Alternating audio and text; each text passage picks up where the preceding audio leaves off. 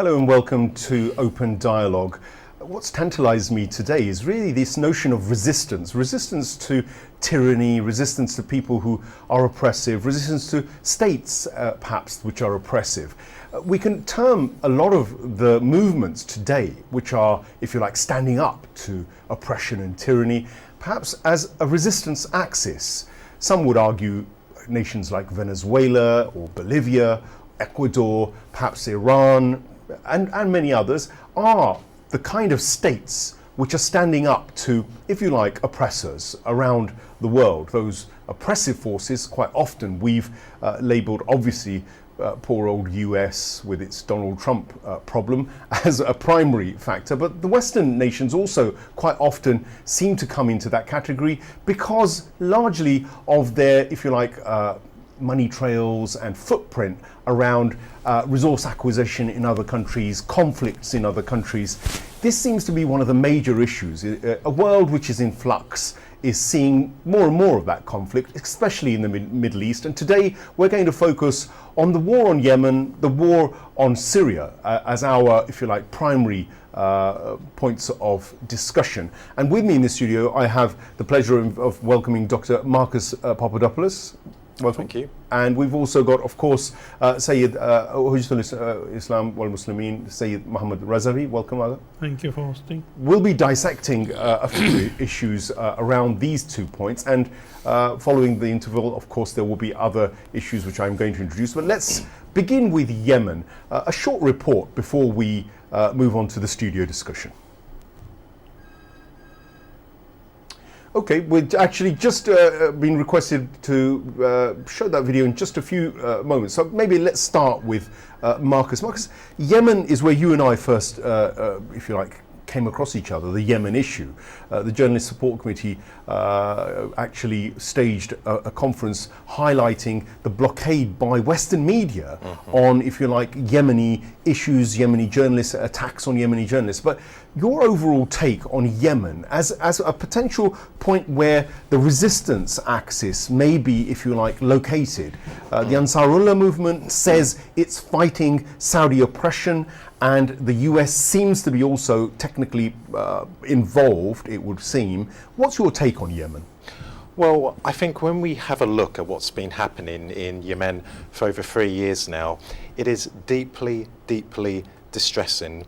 Indeed, the Secretary General of the United Nations, Antonio Guterres, has said that the humanitarian crisis in Yemen is the worst in the world. We know how awful, how appalling the conflict in Syria is, but the conflict in Syria pales in comparison to what is going on in Yemen. And I spoke recently at a meeting on Yemen, and I was very saddened because there were very few people in the audience, and we have to ask the question, why? Well, British mainstream media barely covers the war on Yemen. That leads us to another question. Why is British mainstream media ignoring the conflict in Yemen? Because the mainstream media in the United Kingdom is neither free nor independent.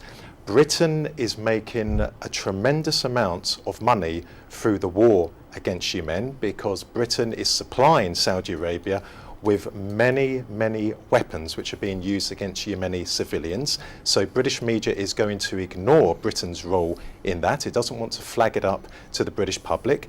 And secondly, Saudi Arabia is one of Britain's most important friends and allies in the world. Therefore, it's logical that British mainstream media is not going to tell the ordinary Briton about the appalling crimes against humanity that Saudi Arabia is committing in Yemen, because the average British person will turn round and start to question Britain's relationship with Saudi Arabia. Well, that's a really interesting take and very, very forthright and straightforward. Say, before we go on to the video, a quick introductory, if you like, point from you on the issue of Yemen. What's the most important aspect of the Yemeni conflict for you? Bismillah ar-Rahman ar-Rahim. There is no doubt that Yemen, as a neighboring country to Saudi Arabia with higher population or good population, and with good labor force had provided good support to Saudi Arabia for a long period of time. But as far as resources are concerned, they had less resources. I was told that recently they have discovered some oil fields around that area. Maybe that is one of the reasons that has made them interested in that area. Plus, due to the conflict with Iran and Hormuz, Strait of Hormuz, the Saudis are looking for another access, direct access to the ocean. Therefore, they would like to either have a government which is controlled by them or just totally control the area. Well, thank you very much. They don't care for the sake of their own interests, petrol or other interests they have. They don't care about what happens to the... Thanks for raising those fantastic, pointers. We've got a short report, as I promised earlier, and we'll get back to the discussion after this report, which hopefully opens up some other background, if you like, interested parties. Yemen, which the United Nations has called the world's worst humanitarian crisis. MBS is believed to be the architect behind Saudi Arabia's role in Yemen's spiraling civil war. The conflict has turned into a proxy battle between Saudi Arabia and its chief rival, Iran. In 2015, the Saudis entered Yemen's civil war to support the government of President Hadi, who was ousted by the Iranian-backed Houthi rebel group. In the 3 years since the war escalated, at least 10,000 civilians have been killed and many more injured. 3 million people have been displaced. Years of Saudi-imposed blockades have led to dire food, medicine, and fuel shortages and contributed to the fastest-growing cholera epidemic ever recorded. So how is the United States involved? As a key ally, the U.S. military has supplied weapons and intelligence to the Saudi coalition. It's also provided mid-air refueling for coalition jets during their bombing runs. President Trump even boasted about U.S. arms sales to Saudi Arabia during his meeting with the Crown Prince. $3 billion, $533 million, $525 million. That's peanuts for you. Should have increased it. In November, Amnesty International determined that an American-made bomb was used in an airstrike that killed 16 civilians, including 7 children. Vice News spoke with some of the surviving victims. Human rights groups say the use of U.S. munitions could make the U.S. complicit in Saudi coalition war crimes. Human Rights Watch alone has documented almost 90 apparently unlawful coalition attacks, including many where the coalition used U.S. origin munitions. The coalition has repeatedly, indiscriminately, and disproportionately bombarded Yemeni civilians, markets, homes, hospitals, by continuing to sell weapons to Saudi Arabia, despite the fact that it is likely that those weapons will be used unlawfully in Yemen. The U.S. and U.S. officials are risking complicity. On Tuesday, as Saudi's Crown Prince tried to win over Washington, Congress took up the issue of U.S. involvement in Yemen. A bipartisan resolution was introduced by Independent Senator Bernie Sanders, Democrat Chris Murphy, and Republican Mike Lee. It called for the U.S. to withdraw its support for the Saudi coalition. The trio of legislators forced a vote in the Senate, invoking the Vietnam-era War Powers Act, which gives Congress the power to remove U.S. forces from foreign conflicts when it hasn't given authorization. But the Defense Department pushed back. In a letter to Congress, Secretary Mattis argued that the U.S. has only provided non-combat support for Saudi Arabia, and that a withdrawal would damage the U.S.-Saudi relationship. The Pentagon's argument didn't sway the bill's sponsors. We're helping a foreign power bomb its adversaries in multiple ways. If that doesn't include and amount to and itself constitute hostilities, then such words have lost their meaning. For Sanders, Lee, and Murphy, the resolution was also a way to restore power to Congress when it comes to authorizing the use of military force abroad. For far too long, Congress under Democratic and Republican administrations has abdicated its constitutional role in authorizing war. The time is long overdue for Congress to reassert that constitutional authority. Their effort was defeated in the Senate, but advocates say the debate itself was important for putting Yemen under the spotlight. Saudi Arabia pays attention when the U.S. makes comments on the Yemen war, when the U.S. threatens to withdraw support, when the U.S. threatens to suspend arms sales. The question is whether the U.S. and U.S. lawmakers are willing to use that pressure to really enact real change. Well, Marcus, the US is being implicated in that report. How involved are the US in, if you like, exacerbating what's going on in Yemen? Well, the American role in the Saudi war on Yemen is absolutely crucial. It is the heart of that military operation. We know that the British have sold billions of pounds worth of military equipment to Saudi Arabia since the war on Yemen began. However, that just pales in comparison to what the Americans have been selling to Saudi Arabia. We know that after the first few months of Mr. Trump's presidency, capitalizing on his own personal ties to Saudi Arabia, he signed defense contracts with Saudi Arabia to the tune of something like $600 billion. Now, it's not just arms that America is supplying Saudi Arabia with. They are providing them with logistical support. They're providing them with intelligence information. They are training their pilots. They are providing maintenance parts to Saudi Air Force jets, to Saudi tanks. So should overnight the Americans stop supporting Saudi Arabia in its war on Yemen, then the Saudi Arabian military campaign would come to an end. But we all know that that is not going to happen. And if I may just add one other very quick point about why Saudi Arabia is there in Yemen and why the Americans and the British are backing them. Through Saudi Arabia, America and of course its junior partner Britain are the dominant outside powers on the Arabian Peninsula. The fear in Washington and London is that if a country on the Arabian Peninsula all of a sudden leaves the orbit of Saudi Arabia, that could lead to a domino effect. The Americans and the British are acutely aware that their objectives to overthrow the Syrian government have failed, and as a result of that, Russia is now a resurgent force in the Middle East. And we know that the Soviet Union had very close ties to South Yemen. So Russia still retains influence in Yemen. And of course, policymakers in America are very fearful that if the Saudi military campaign does not succeed, then Yemen could leave Saudi Arabia's sphere of influence, and it could open the doors to Russia. Well, interesting you raise Russia. Donald Trump and Putin have been meeting in Helsinki just over the last few days, if you like, and we're going to reassess that during our take on Syria right after this program. But say, what's your take, if you like, on the US's involvement in the Middle East? I mean, is there any way that they can be persuaded that economics doesn't trump morality? Because they're going to say, look, we have to do this. We are the dominant world power. We're the dominant world power because we control these areas and the resources. So don't ask us to be humanitarian because the economics means most to us.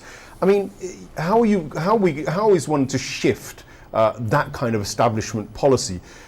But given that the general Western public has a morality issue, that people in the West, by and large, have a strong sense of morality, actually, over wars and killing innocent children, is that a pointer to how perhaps the American, if you like, government's direction could be changed? Is it the people of the West that need to be alerted more about such things? Well, since the overthrow of the Shah of Iran, the map of Middle East has totally changed, and America has been trying to regain the lost control in the area, and they have been trying to do so many different things, which include some European partners as well, including United Kingdom as well. But they have not been successful in bringing the balance in their favor. So they would continue to do whatever they want to do to bring the things back to the period when Shah was there. And this is what openly Trump is saying in his speeches. He wants the regime change in Iran. It's not up to him. The Syria has been experienced, Yemen has been another experience, and it's not going to be Syria or Yemen is not going to be, or Iran is not going to be another Libya for them. Well, we have another short report. I hope studio has that. If we're allowed to show that, we'll join you right after this short report as well. The leader of Yemen's Ansar Allah movement says the enemy tries to take over Yemen by rejecting the United Nations envoy initiative to end fighting in the country's western coast. Abdul Malik al-Houthi said the enemy tries to invade the city of Hudaydah under any pretext, but its main goal is to control the whole country. He called on all Yemeni people to continue their fight against the Saudi-led coalition in the country's west. Al-Houthi also praised the role of Yemeni tribesmen in supporting the army in its fight in Hudaydah. He made the remarks after Yemen's former president rejected an offer by the UN envoy that would have placed Hudaydah under the world body's supervision.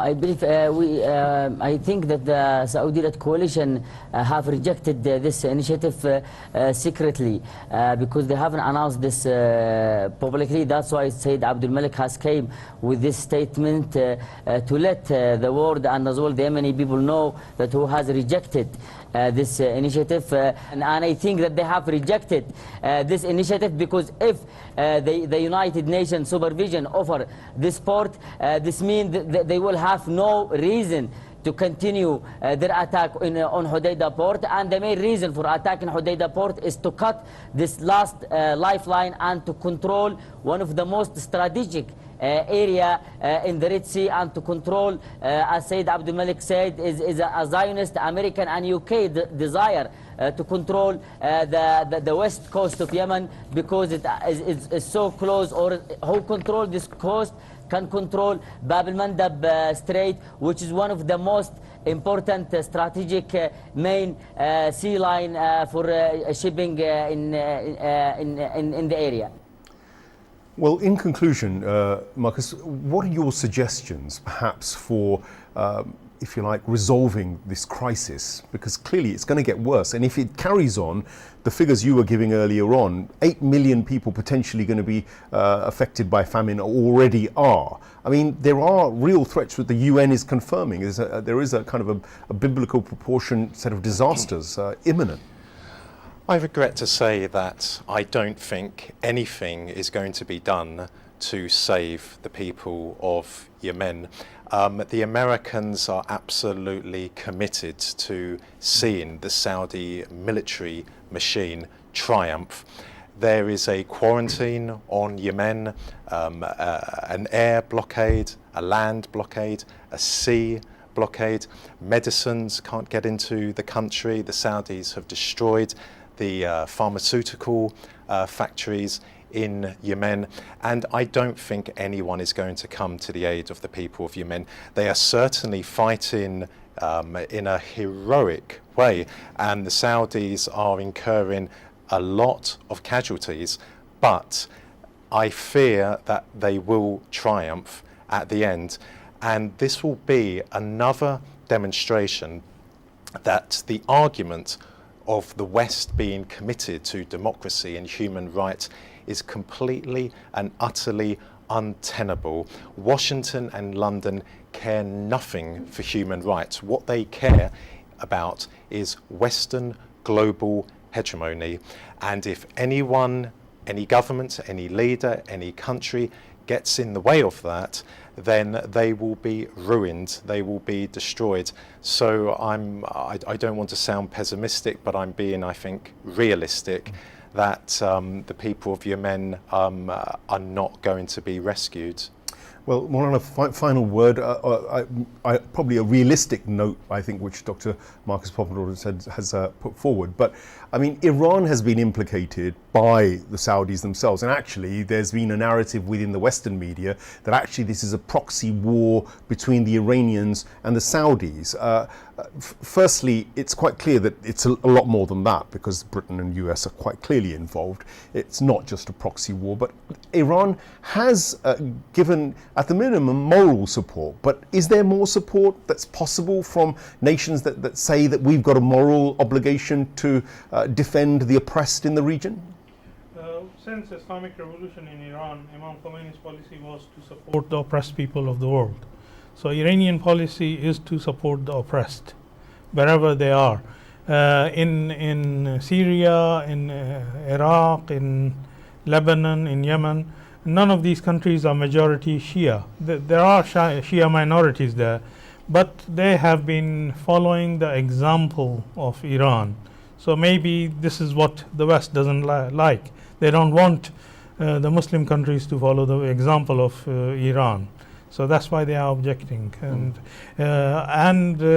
of course, Yemenis will follow the example of Hezbollah, Nasrallah, and other active and successful movements in the area, Hamas, and they will succeed if they continue to follow that example. They might give a lot of casualties, but the end would be in their favor.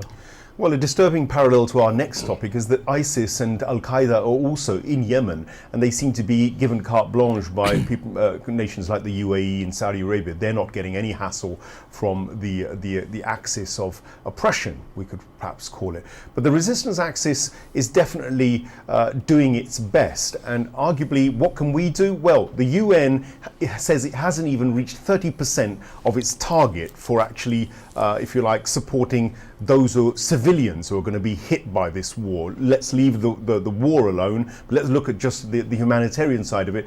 If there's anyone we ought to be donating to, I guess the Yemeni people should be top of that list, but yet it doesn't hit the headlines.